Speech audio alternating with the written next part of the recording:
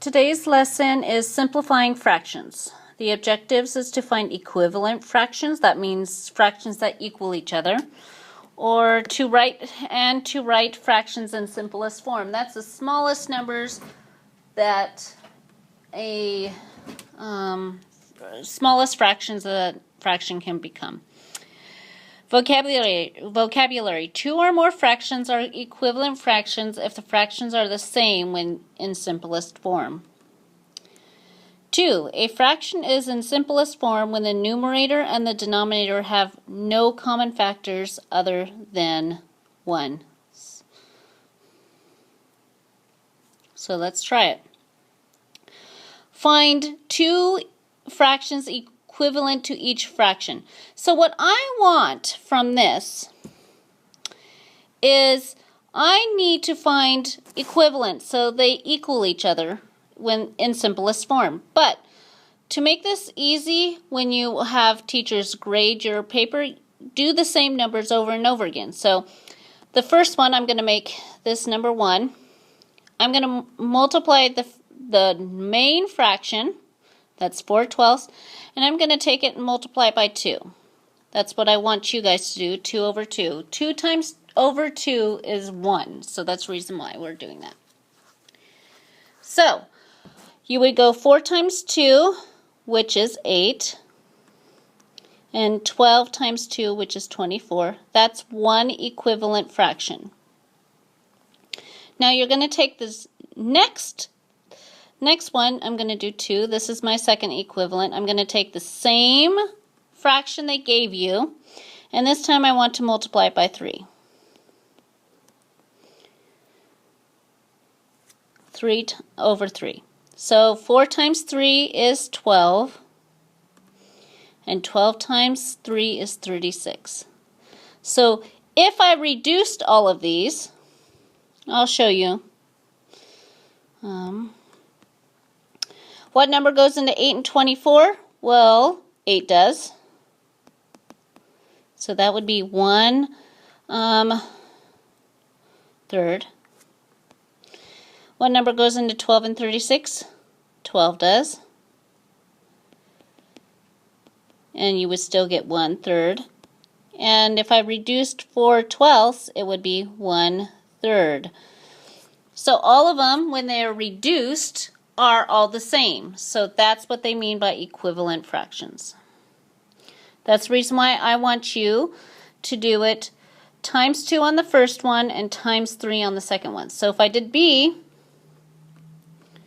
I'm multiplying it first by 2 over 2.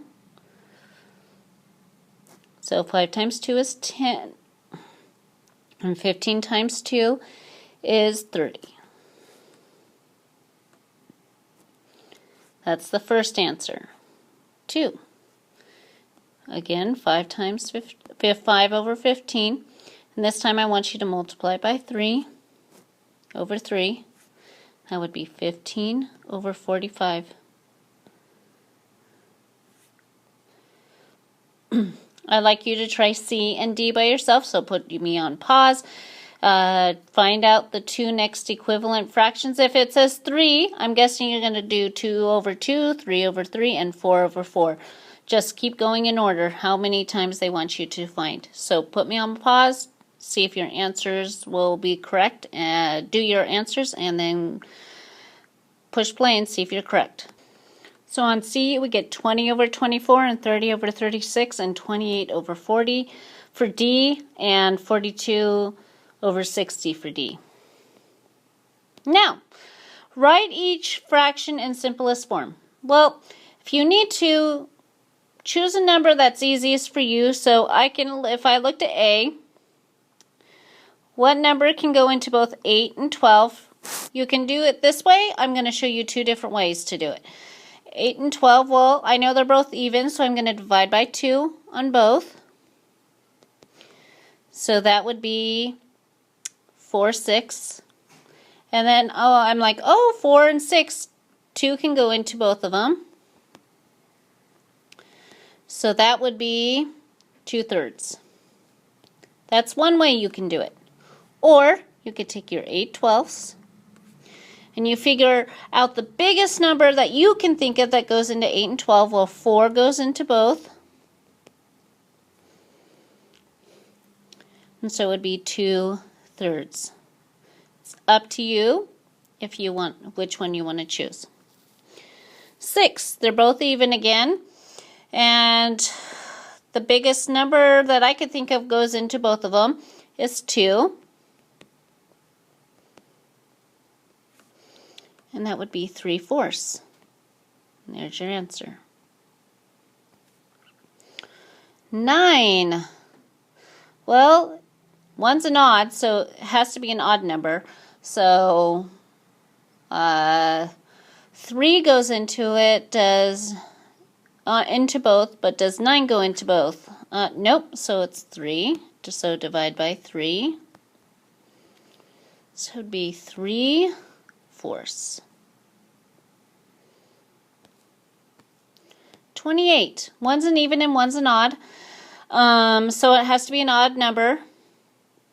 So that goes at least into 35. An odd number that goes into 28 would be 7. And 7 and 5 and 7 and 4. 7 and 4. Yep, 7 and 4. So it would be divided by 7. So 4/5. All right. Next. This time we have variables in charge. Now, we're still on A. We're writing in simplest form. We always start with step 1. Step 1. Reduce numbers, if possible. Step 2, reduce variables. So A, I'm going to make a line. There's no numbers, so we'll go right to the variables. So I'm going to put there's one y here and an x and a y here. So what two are the same on top as on bottom? Well, y is on top and bottom. Now, there's no variable left, but there's a hidden number on the top. It's a 1. So on top I have a 1 left over, and on the bottom I have only an x. And so there's your answer. B, I'm going to reduce the 3 and the 12 first. So what number goes into 3 and 12? So 3 would become 1 and 12 would become 4. And then I'm going to write it out. 1 and 4. And there's 1a and 2 b's. And on the bottom I have 1a and a c. Now I'm going to reduce the variables because I already reduced the numbers. So what's on the same as on top as on bottom? Well, there's an a and an a. There's no b's on the bottom, but there's no c's on the top. So now I do the fraction. What's on top? I have 1 b and I have 2 of them, so it's squared. So I can take off this 1. And then on the bottom I have a 4 and a c.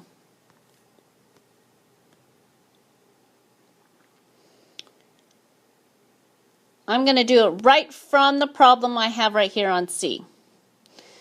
I can reduce the 2 and the 6. 2 and the 6 would be 1 and a 3.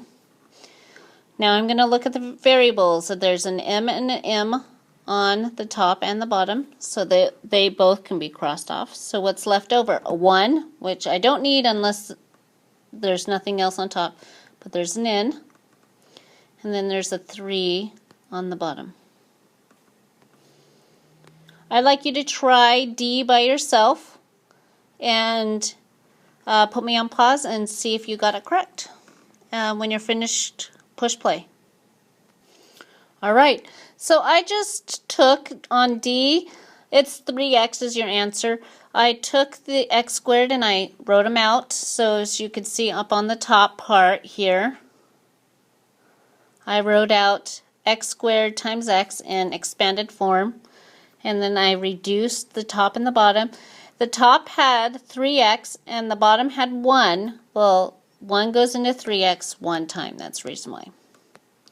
I'd like you to try E through D, put me on pause, check them out and see how you did, and then when you're finished, please put me back on play and see if you did them correctly.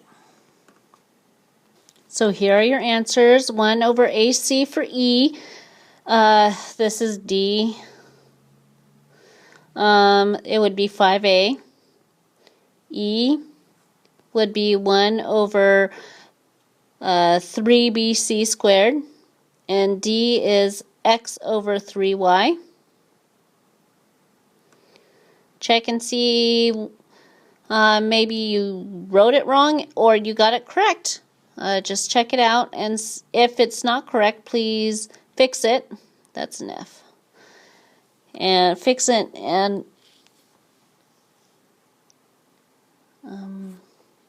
if you still have trouble understanding, please talk to me tomorrow. Goodbye.